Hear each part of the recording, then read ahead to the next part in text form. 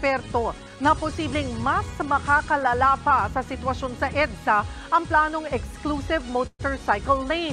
Hati naman ang opinyon dito ng mga motorcycle rider. Nasa frontline ng balitang yan, si Marian Enriquez.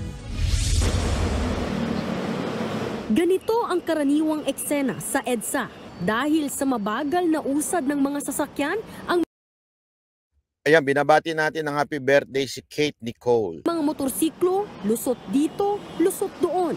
Ang iba sa bike lane pa dumaraan. Ayon sa Department of Transportation, nasa 170,000 na mga motorsiklo ang dumadaan sa EDSA araw-araw. At para sa kaligtasan ng mga rider at bilang solusyon na rin sa mabigat, plano ng DOTR na maglagay na ng exclusive motorcycle lane. Yung kasalukuyang bike lane ay palalaparin Ayan, kasi merong natin ng kalahating lane. Correct, So correct. what if yung kalahating lane na yun isakop na noong bike lane at ito ang magiging motorcycle and bicycle lane. So dalawa na ang pwedeng gumamit noong lane na yun. Pabor dito ang ilang mga nagmamaneho ng private cars. Kung wala silang designated na area, nagkakanya-kanya kung saan-saan lumulusot yan. Kaya Correct. natatapakan sila ng truck o bus. Pero ang mga mismong rider, hati ang opinyon. Mas maganda po yun, ma'am, para disiplinado po. Kung sa akin po hindi. Technically kasi hindi naman po ganun kalaki yung kinukuha na space ng motor. Para naman sa grupong Motorcycle Rights tayong Organization, sir. mas mainam na pagtulong. Kaya ayaw mo kasi hindi na kayo makakasingit. Yan ang totoo dyan. Huwag tayong real talk tayo. Huwag tayong ano. Kasi ngayon, ang sinasabi ng DOTR, ilagay na lang kasi ganito para lang ho natin mailagay sa tamang perspective ito. Sa tamang pananaw ito. Tandaan ninyo, ginawa yung bike lane na yan.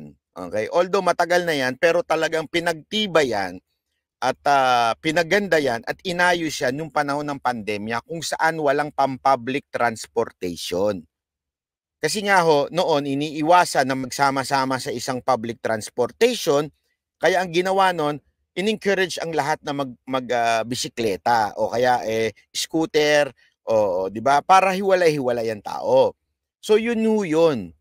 Yung bike lane kaya pinagtibay at inayos yan sa EDSA. Yung panahon na yon. Wala na ho tayong pandemya ngayon. At kung papansinin ninyo, kukunti na lang ang dumadaan ho dyan ngayon. Kasi hindi na ho praktikal ang magbisikleta ngayon. Lalo na ganyang maaraw. Mainit. Okay? Pero yung exercise, walang problema ho dyan. Pero hindi naman po dapat nag-exercise kayo sa EDSA. Ibig ko sabihin, if way of transportation is through bike, tas dadaan kayo ng EDSA, alam nyo hindi na practical ngayon yung panahon na yan. Konti na lang dumadaan dyan. Kaya nga, ang dami ng motor na dumadaan ngayon dyan Diba ho? Nagiging dahilan pa yan ng gatasan ng ilang mga traffic enforcer. Hindi ko naman sinasabing lahat. Yung iba dyan nakatago, tapos biglang sumusulpot. Inaabangan lang yung mga Instead na may ganon, bakit hindi na lang ibigay sa mga nagmumotor? Tapos, tama yung sinabi ni DOTR kalahati lang yan, may kalahating kapiraso na nagiging cost pa ngayon ng gitgitan. Kung gawin mo isang buong linya yan, motor lang ang naandyan. Di ba ho? Maganda, disiplinado. Kasi alam nyo, malambiro ho, yung mga ibang mga kamote rider, okay? Kaya gusto nilang wala niyan. Ako, sa totoo lang, ako selfish na tatanungin. Ako, ayoko niyan. Bakit? Hindi ako makakasingit. Ang babagal na mga yan Kasi yung iba dyan, habang, wala akong biro ito habang iba dyan nakatingin sa nila sa Waze.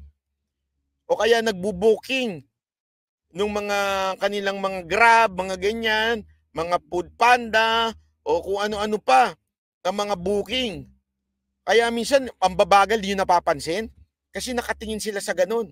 Dapat nga, pinagbabawal yan ang mangyayari dyan, mas lalong para sa mga katulad ko na medyo mabilis pagdating sa pagmumotor, maaabala.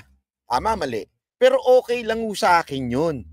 At least, nandito kami sa iisang linya. Sama-sama kami dito at hindi namin na istorbo. Alam niyo ho yan, kayong mga nagdadrive sa EDSA. EDSA po ang pinag-uusapan natin, ha? EDSA lang, ha? Ibang usapan nyo sa ibang kalsada kasi sa ibang kalsada hindi praktikal kasi maliit. Pero EDSA dapat talaga nandun lang sila sa gilid para wala ho silang tinatamaan kasi ho, ito ang katotohanan mga kaibigan. Pag nagasgas ka niyan, tatakbuhan ka lang yan. O kaya pag naggasgas ka niyan, kakamot ulo lang yan. Pasensya na, sorry na. Ikaw, nagmamadali kang pumasok sa opisina, sa paaralan, o saan pang appointment mo, o sa kabit mo.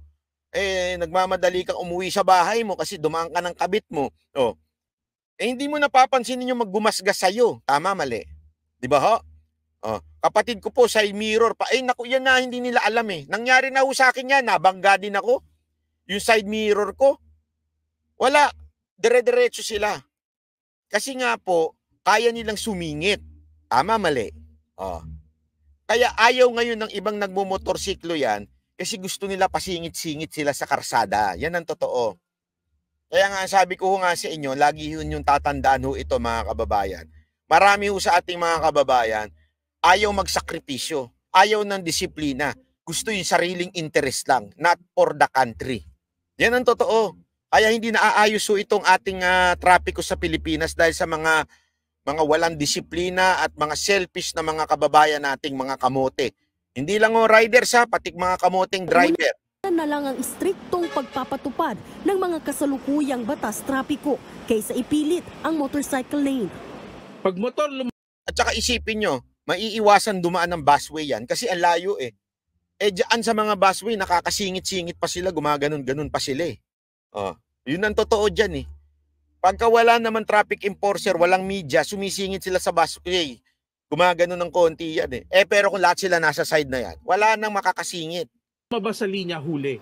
Pag ibang sasakyan ginamit yung lane or bumabad sa lane, let's say excusable yung exit, Hindi. okay? Fine. Gusto nyo lang sumingit, yan ang totoo. Gusto nyo lang sumingit. Huwag na tayo maglokohan.